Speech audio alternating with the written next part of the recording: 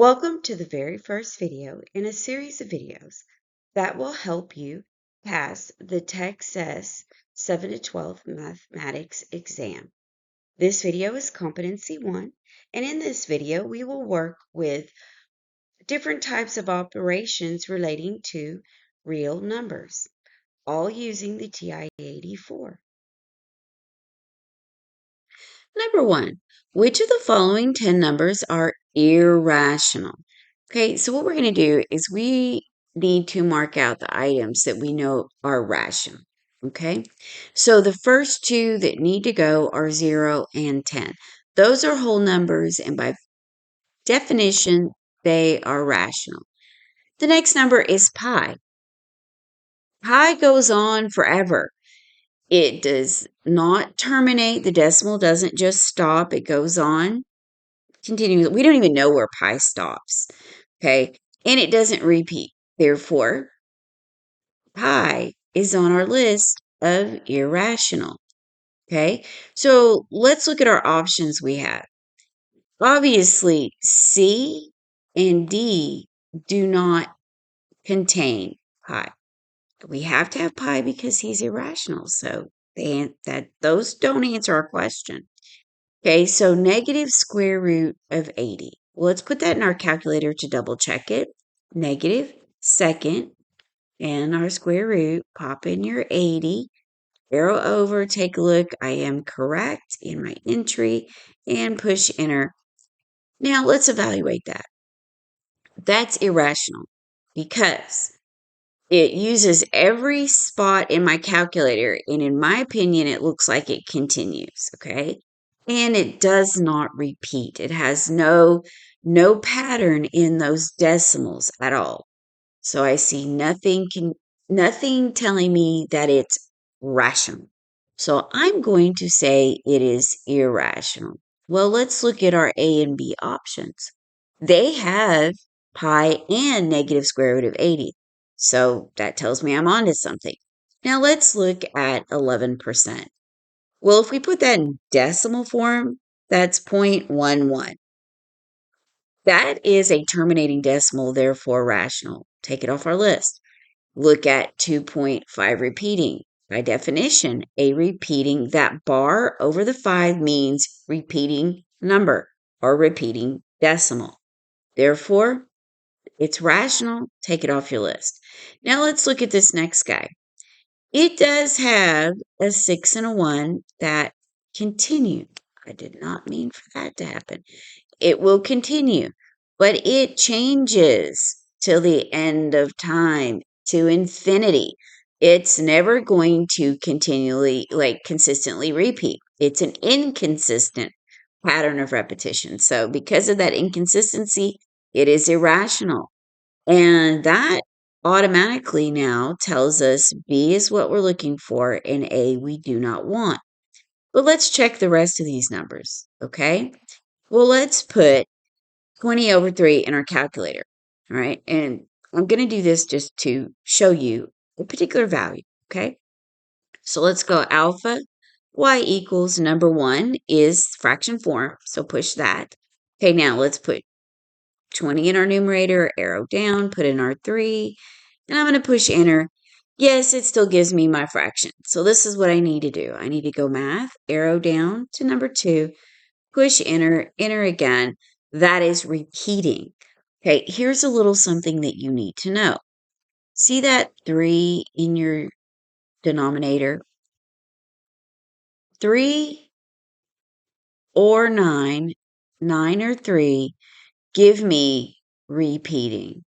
There's always going to be some value repeating number, something repeating. Anytime you're going to have over 3 or 9, okay?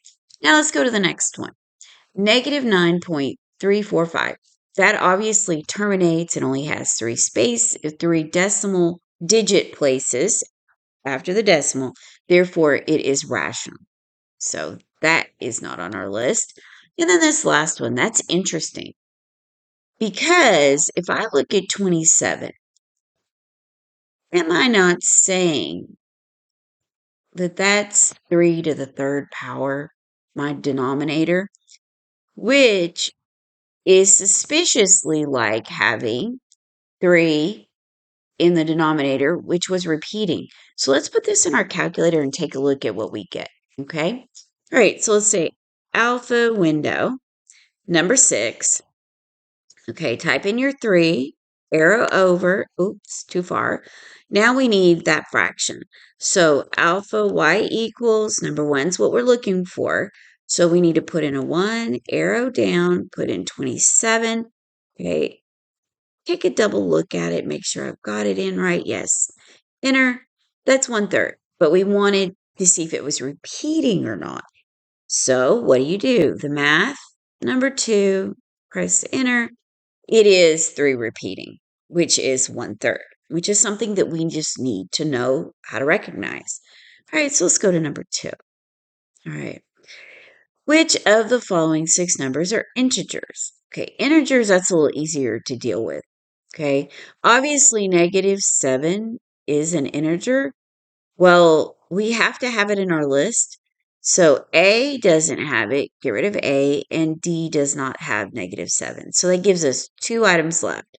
Okay, well, I can tell you now that 0.8%, because of that decimal, that's not an integer. Now, go to the end of the list. There's another decimal. Well, that's not an integer.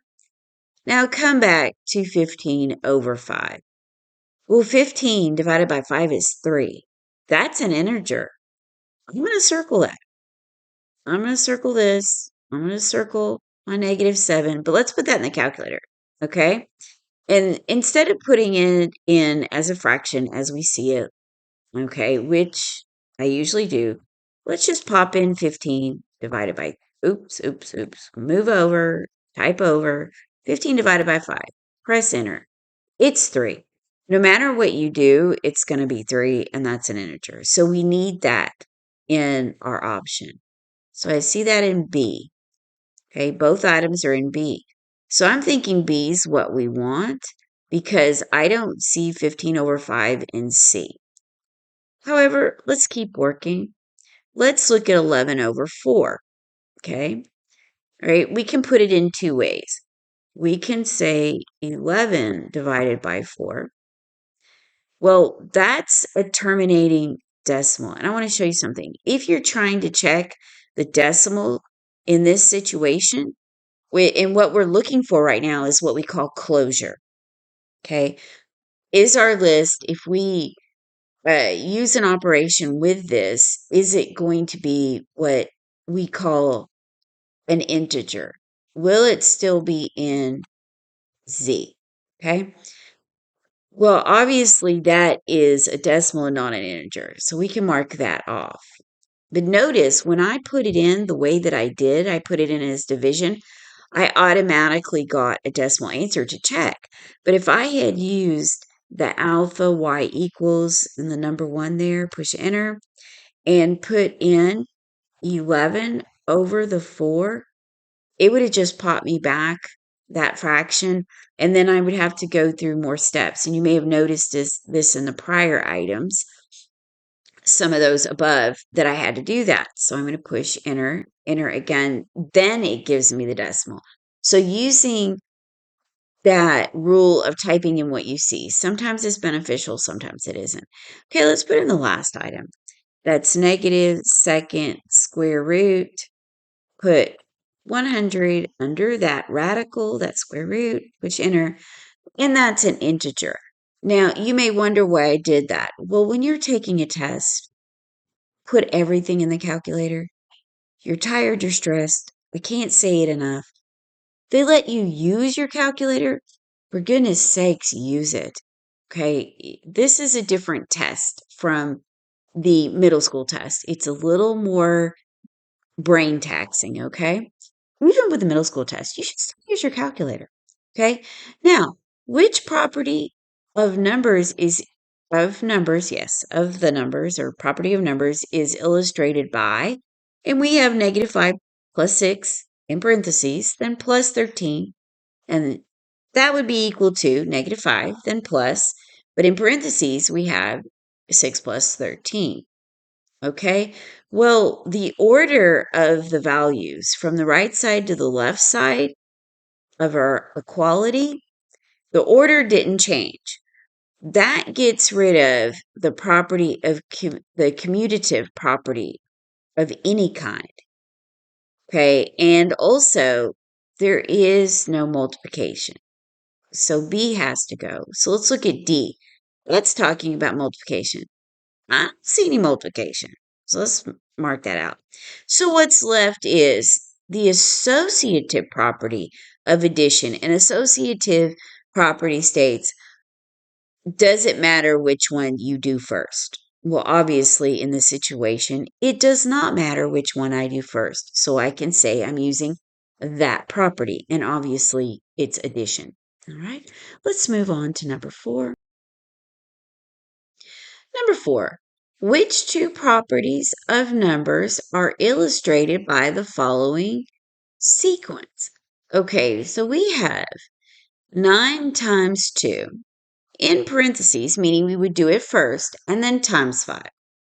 So they're saying it's equal to 9, but what you do 9 times, but this time in parentheses, it's 2 times 5. So really what I should say is 2 times 5 times 9. However, the last item it's equal to, they're saying 5 times 2 times 9. So what's going on here?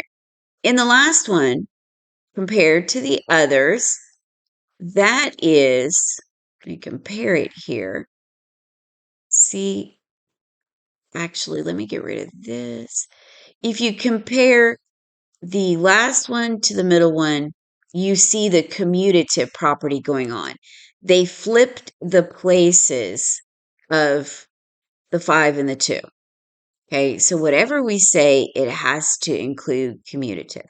Now, the parentheses changing positions, well, that actually, that's associative. That's the association. That's the associative. Which one do I do first? Does it matter which one I did first? No, it doesn't. So let's read these options they gave us. Commutative law of addition, no, it's not addition, it's multiplication. So get rid of that one. We have no addition. And the next one is associative law of addition. No, there's no addition here. I like B, commutative property of multiplication and associative property of multiplication. I like those. But let's go look at C. Ooh, they're talking about addition again? No, there was no addition. D, associative, yeah, associative law of multiplication. I agree. And commutative property of addition? No, that was not present.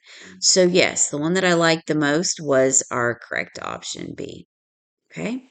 Now let's look at number 5. What is the value of 2 to the negative 2 plus, in parentheses, negative 1/3 to the third? Well, there's a lot going on in this particular expression, but that's great. And if you know them, that's wonderful. But I'm just going to put this in the calculator. Okay. So how do we do that? We say 2, and you need to go to your caret up. Okay. Use your caret, and then negative 2. But you have to arrow all the way over. Our calculator doesn't automatically do that all the time, okay? Now I have plus, and I use my parentheses, then negative. Let's put in the fraction the way we see it. So alpha y equals, enter, 1, arrow down, put in our 3. Arrow all the way over, close our parentheses, go back to your caret up, and now put in your 3. Double check the entry, make sure you have it correct, and push enter. Okay, notice it gives you a decimal and you don't have a decimal in your answers. That's fine. Push math, number 1 for fractions highlighted. Now push enter, enter again. There's my fraction. Okay, and that is option D. And I would have obviously eliminated, obviously 1/4 wouldn't be close, even if you round it. So I'd get rid of that. And it's not negative, obviously. So it wouldn't have been negative. And then they rounded on C. And it was rounded. It's rounded correctly, but still, that I would have checked my calculator fraction before I chose that one. Okay, let's look at number 6. Well, let's move it up. Okay. What is the scientific notation for the number 0.0446? Okay. Well, they give us all of these options. But you know what? Let's use an application for this. So let's say app.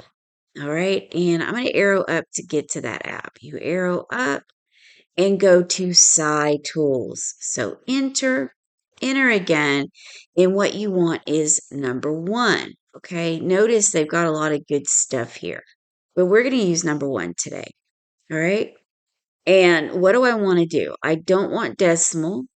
I want to, let me see if it'll let me arrow over. No, it doesn't. So I have to I want the scientific right here, the sci. So let's push the trace button. Okay, now I'm where I want. It's highlighted. Okay, so let's put in 0.046 and push enter and see what happens. Very nice. And now you do not have to know how to read this. First, it gives you the number value, the decimal number you want. You want 4.6. So go find that option. Well, A won't work. B works, C works, D does not work. Now, go back. See where it says E? E -2. That translates to this. Oh, yeah, negative. Yeah, this implies times 10 to the -2. Oh, very nice. So what does that give us? That gives us option C. So that's a quick way to figure out what our scientific notation is, okay? All right, so let's use it again, all right? So let's see where it says edit next to our sci. Let's push graph. Oh, look at there. And let's clear it out. And we're going to go to number 7. What is the scientific notation for the decimal equation of, oh, I see what they mean. That sounds a little confusing, of 8/3. They're saying take 8/3 and turn it into a proper scientific notation. I get it. And notice it has that 3 as a decimal. And remember, prior, I told you that indicates a repeating situation. So I'm saying that's what we're going to have. So let's put it in. Okay. And I don't know if it'll take our alpha y equals. Let's see if it does. Alpha y equals. See, it doesn't. It'd be nice if it did, but it doesn't. You can always try. And if you can't remember. So let's do 8 divided by 3. And see what it does? It kind of sets it up so it kind of looks it's stacked, but it's not going to take our alpha y equals number 1 thing, our setup. Anyway, doesn't matter. And we got scientific on. We're all good to go. So let's push enter. Oh, look at what it gives us. It is repeating, and it's a repeating 6. So now we have to go to our options and find that. Well, A's out of the question, C's out of the question. Well, B and D have the 2.6 repeating, so they're good to go. Now what happens? It's a little different. We have E to the 0. Well, that actually means it's just times 10. And that's another property of exponentials that you should know. That means when you have 10 to the 0, that actually means 1. So the answer is D, which translates to 2.6 repeating times 1. I know it looks odd, but that's proper scientific notation. Okay. All right. This is the last question in this particular video. And I want to thank you for watching. There will be other videos. In fact, there are lots of videos already posted. And I want to thank people that waited for this video and liked us and shared us and subscribed. You guys are the best. Happy testing.